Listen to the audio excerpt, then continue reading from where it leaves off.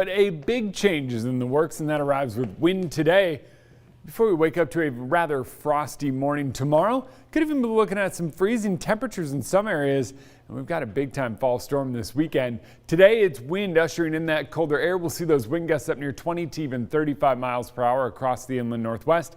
Here in Spokane, likely we're up around 25 miles per hour later this afternoon before everything starts calming down on Thursday. But that ushers in that cooler air mass, and with wind dying down overnight, skies clearing overhead, what we will wind up seeing is temperatures drop down near or below freezing in places like Republic, all the way through North Idaho into far northwestern Montana. So it is set to be cold. Here in Spokane, likely we dip down into the 30s in parts of town. So it is going to be rather chilly.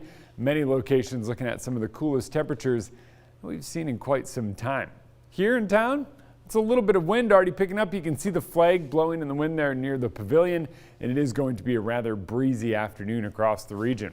But when it comes to cloud cover and rain, not much expected in the way of that today, as temperatures will tend to remain a little bit closer to normal than they will in the days to come. We're up close to 60 in the inland northwest right now, shooting for the low 70s later on this afternoon.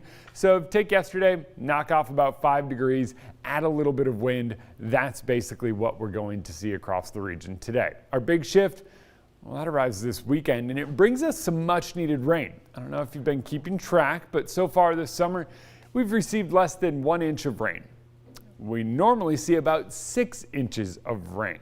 Well, 6 inches of rain more than that. So we're almost 7 inches of rain behind in terms of rainfall. And that big shift, well, it's working its way in. We get our first trough moving through, and then our next storm, this thing forming in the North Pacific, moves down into our region, and starting Friday night and lasting through the weekend, we're talking some very widespread showers across the region. This kind of comes in waves. We'll get our first one overnight Friday, then Saturday, then Sunday, and then it eventually moves out on Monday. So there's a lot going on. For starters, breezy today, cooler. Tomorrow, we wake up to a chilly Thursday morning. Temps top out in the upper 60s, then rain moves in on Friday and sticks around all weekend long. And we're talking some much needed moisture in there. Some places will pick up more than a half an inch of rain by the time it comes to an end.